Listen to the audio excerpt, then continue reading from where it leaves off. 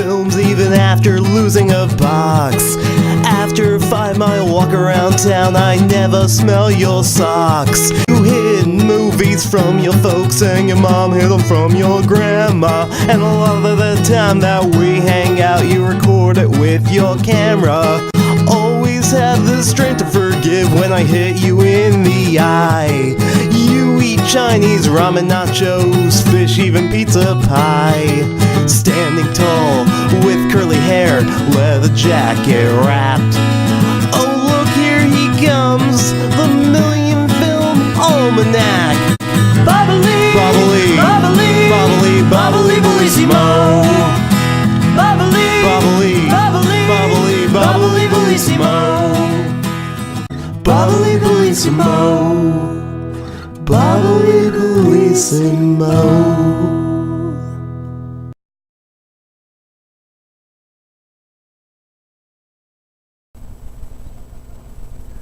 Hi, and welcome to Terribly Fun Films.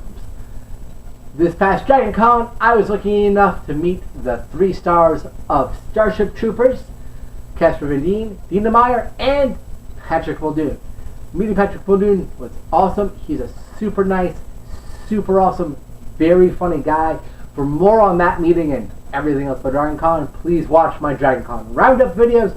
I'll leave link in the descriptions below for those. When I met Patrick Muldoon, he told me a story about the title we're reviewing today, the made-for-Sci-fi channel film, Ice Spiders. He got the script, really enjoyed it, liked the humor in it, and the day he gets on the plane to go to the filming location, he's informed that the producers want to remove all the humor out of the script and make it a more straight-faced sort of creature feature film.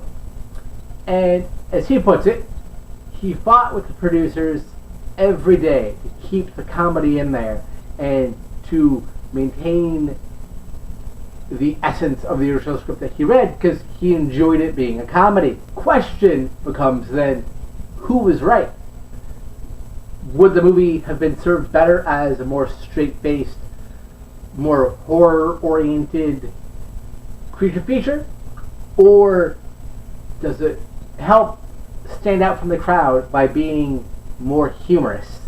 Ice Spiders' plot goes thusly. An Olympic-bound ski team comes to a resort to help train and focus and build up camaraderie, that sort of thing.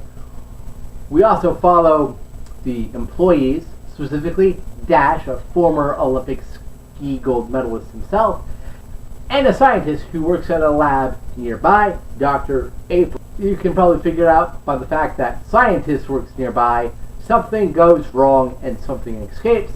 That something are giant spiders who aren't afraid of the cold, and from there the plot basically dovetails into a somewhat traditional trajectory for creature features. They're deciding if they should close the resort. People die. Military gets involved, things like that. The film's plot beats aren't 100% original. Some characterizations are fairly original, and the ending is great. But the overall bulk of the story we've all seen before. But that doesn't make it a bad thing. As if you're watching my videos and or Byron's reviews, we had this whole back and forth about originality in cinema. It's not about how original your story is. It's about how good you can make your story, how compelling, and what new thing you bring to said story. And this movie's new thing is the humor. I can't imagine this film being straight-faced at all. Mind you, that's in part thanks to all the actors who are playing this like comedy, with a few exceptions. Well, not that they're bad, I'll just point them out when we get to them. But it's also filled with some really funny one-liners, some really ridiculous moments that do work in context, but are still very humorous.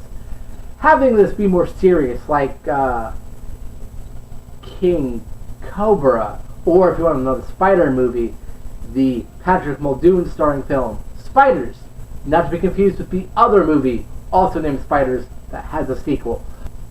This movie is funny. Thank goodness. So, in that regard, Patrick Muldoon wins. I'm sorry, producers of this film, you are wrong. Credit should go to Eric Miller, as he does take the concept of creature attacking resort with tourists to a real fun extreme. Even the scientists are baffled by the way the spiders are not dying out in the cold, which should just kill them. They don't understand entirely how that happened, and it's really funny to see their reactions. And again, so that's the acting, but a lot of that is in how it's written. Those reactions and their dialogue about it, it's written into the script, and that is a lot of fun. It helps that the characters are also quite enjoyable, and you want to spend time with most of them. The actual characters, you can't wait to see die. You can't wait to see them get their comeuppance. But it's done very quickly. All the characters are established very efficiently, and in a manner that does work for you to feel like you know them fairly well, even if they only have 10 to 15 minutes of screen time. And that also helps a lot because you do want to see these people survive. You are engaged with them and their story and their plight, all while being entertained by goofy dialogue, ridiculous premise that does go for broke, thanks to Tibor Takis, B-movie extraordinaire that he is, and his very solid directing. Having such a storied filmography, especially in the TV movie world, helps him a lot because, again, this film's plot is somewhat pedestrian. You'll pretty much know who's going to live and who's going to die, mostly. By the time all the character introductions are done, about 10 minutes into the film. But the style of the filmmaking, the shots of skiing, the extreme sports stuff, the way the CGI ice spiders interact with their frozen backgrounds and their human counterparts works very well. The editing was done by John Belizik and Danny Draven, and as I just mentioned, it is very good, it is very efficient. There's one sequence involving two hunters who first discover that the spiders escaped their secret lab. That is a bit awkward. It's kind of hard to follow. It's involving those three things and the deer they were tracking, and it doesn't quite make geographical sense. But outside of that introductory moment, the editing is very fun. The action scenes are very clear, and it just adds to the overall energy and momentum of the movie itself. The score, done by Pinka Konava, is perfectly acceptable. I don't remember disliking the score whatsoever while watching the movie, but I don't really recall the score in any meaningful way. So, I guess it existed. Barry Greville cinematography is also quite good.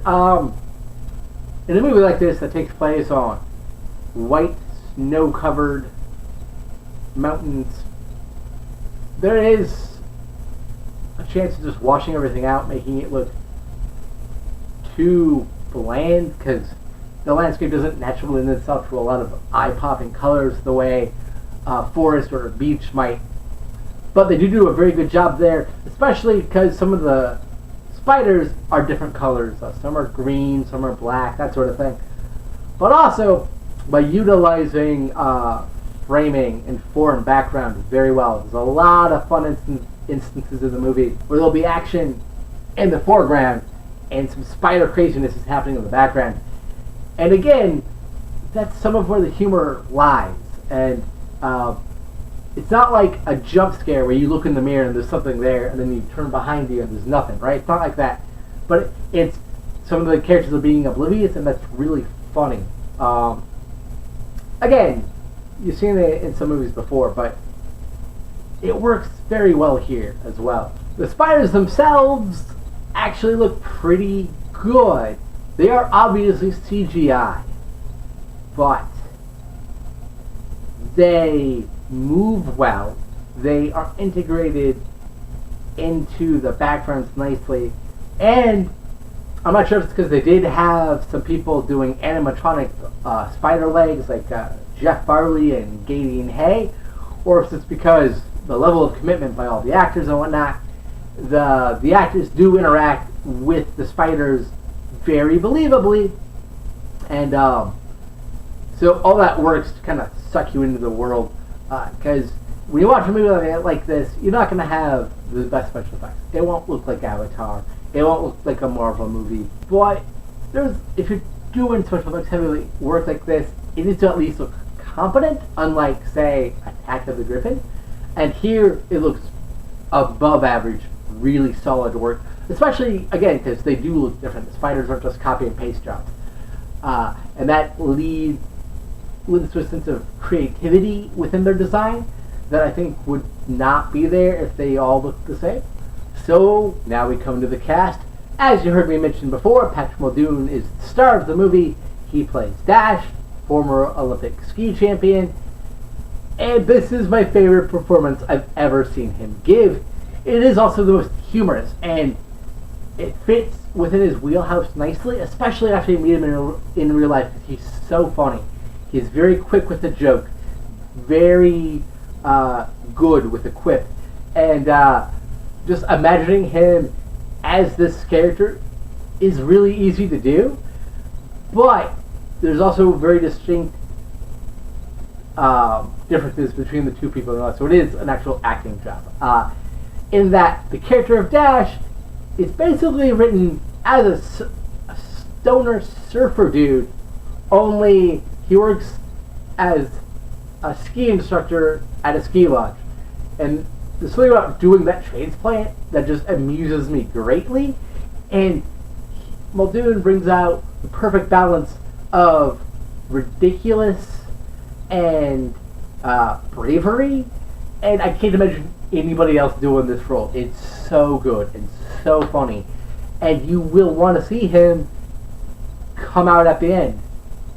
Playing Dr. April Summers is Vanessa Williams. Don't get confused. This is a different Vanessa Williams than the Vanessa Williams you are thinking of. I swear to you, it is. I'm not sure how that happened. Maybe one of them spells it differently. I honestly don't know. But we have two Vanessa Williams who are actresses. She's okay as Dr. April Summers. In terms of the science and biology stuff that her character's into, she's capable of pulling that off. She interacts very well with the CGI created creatures, but she and Muldoon have no chemistry together. And there is, of course, a romantic subplot between these two. And this is where the writing does let me down a little bit, because it doesn't work. And I'm not sure if it doesn't work because there's no chemistry there and it feels more awkward and forced than anything else, or if it's just forced and crammed into the script and the actor and actress just couldn't work around that at all. With somebody else in the role, another actress of appreciable age and talent who could believably be a scientist and interact with sea other creatures as well, perhaps this would have worked better. But as is, due to how great Patrick Muldoon is on his own, I can't totally get into her performance because it feels more lifeless, especially when they're on screen together, sadly. One of the scientists who helped create the spiders is Professor Marks, played by David Milburn. And he's also a lot of fun.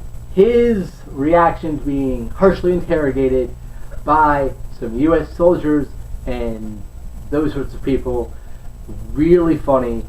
Just obviously talking down to them, such disdain, they don't get it. And that is fun to see, and I think Milburn pulls that off nicely despite his limited screen time. Noah Bastian plays Chad Brown, our main Olympic team member that we follow, as he's considered the best one on his team. He's a cocky, arrogant little prick of a child, and he does a great job at making you hate him. You're meant to, so it's not a bad performance at all. He is very good at playing that despicable, you just want to punch that kid in the face type character. And that's a lot of fun. His comeuppance closer to the end of the movie is also a lot of fun. Fellow team member Brittany is played by Carly King, and she's pretty good. Not quite as memorable as most everyone else that I've named.